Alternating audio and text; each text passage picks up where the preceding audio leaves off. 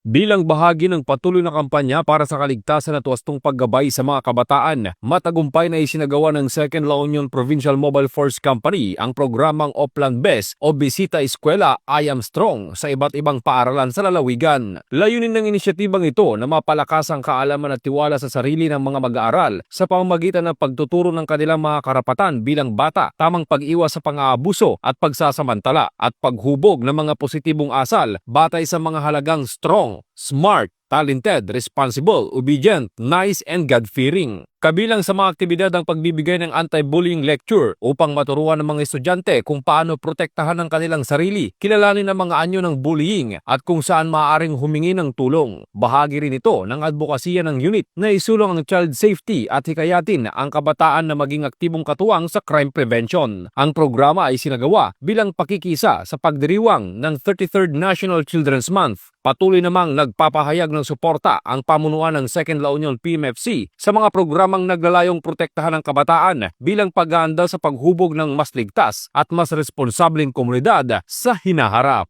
Mula dito sa Ilocos Region, ito ang inyong PNN Correspondent, Police Corporal J.R. Del Mendo, alagad ng batas, taga-taguyod ng Balitang Pulis.